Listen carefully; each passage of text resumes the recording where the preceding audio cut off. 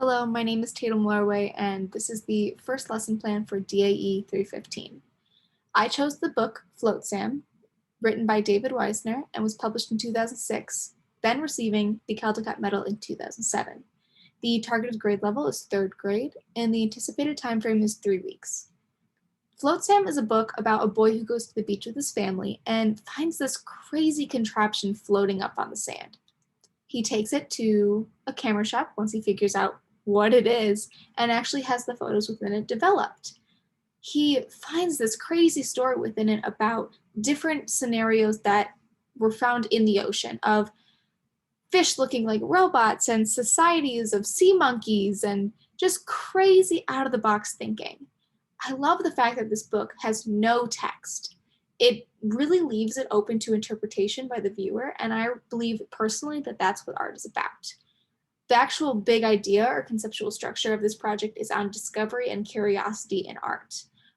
I believe that it's important for students to explore what life has to offer. As a society, we should have our children learning, questioning, being curious, making their own discoveries and opinions.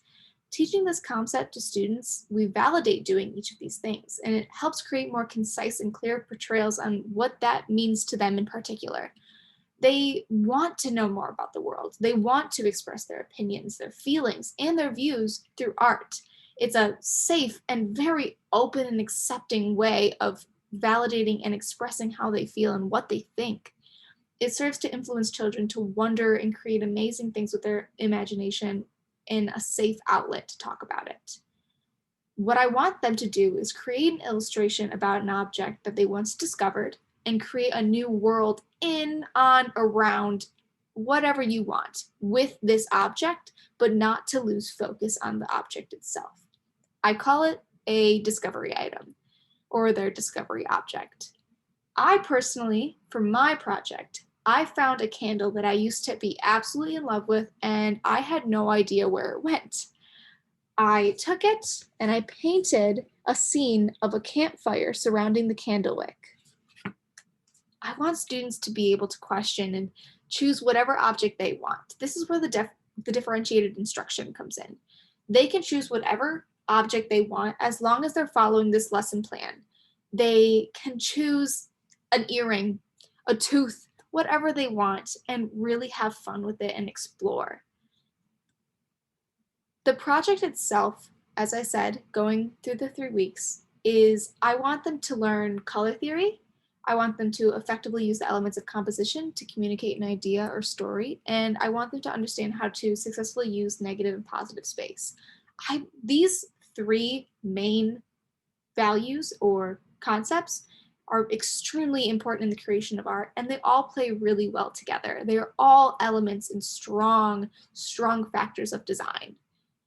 The objectives is I want them to be able to clearly respond and reason their choices within the artwork on why it communicates the big idea by writing, art, and presentation. They're going to understand how to implement personal connections, motivations, or inspirations within their work, and they'll be able to learn to use the materials, tools, and techniques responsibly and correctly.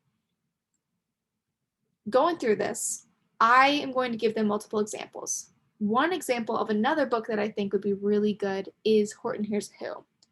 Horton finds this little flower or piece of pollen, however you wish to describe it, and there's a whole entire world on just this little speck of space.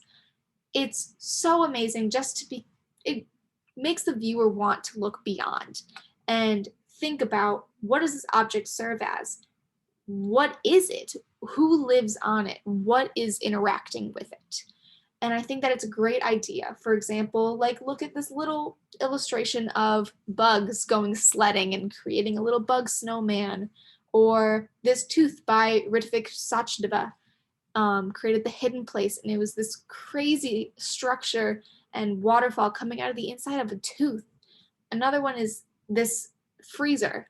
These people found their freezer with a society within it, and they watched it as it moved from era to era in seconds and minutes. And it was crazy because it really brings the idea of incorporating themselves within the illustration and how they could also interact with the object. An app that I think would be really cool for students to learn. It's pretty addictive, I'll be completely honest with you.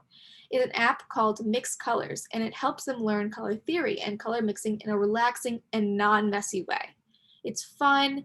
Basically, the objective is they give you a specific color, and then they allow you to mix within 2 colors or more that they give you to find that specific one. And it really helps with, okay, I need more of this color and less of this one to achieve an outcome that is specific to that. Great for teaching color theory and color mixture. Also, I realize that students learn different ways and they are creative in different ways. So if a student is also having trouble thinking of the extra or the creative elements to add to their discovery object, there is an app called Random Word Generator Cards. It generates random words for students to note down and consider for ideas into the project if they wish. For example, I have a really cool cup I like. Maybe I'll use this as my discovery object. What am I going to do with it? Let's say a random word that gets through is jellyfish. Now I can put jellyfish within my cup of water and create an entirely new perspective on the object. However, I'm not losing focus of the object itself. I chose to use acrylic for my actual material, my medium for the project itself, but you can do whatever you want. You could do ceramics and create the actual object in front of you based off of the interaction of the original one, and do the little developments as you wish. You could do color pencil, you could do collaging, anything you believe will achieve the lesson. Basically, we're going to introduce it. You'll have your discovery day where you're figuring out your objects. You have multiple ideas and you're going to pick from them. You're going to thumbnail. I believe that creating the process is more important sometimes than the actual outcome, because as you learn the process and you develop it to your specific self, it will influence the success of the outcome. We're going to go over the elements of design, do some research and find some reference, go over color theory, color studies. We're going to sketch, paint, as well as critique and present. Critiques, I believe in the compliment sandwich, where we're going to say, okay, that was very strong that you did. Maybe do some work on this and give constructive criticism.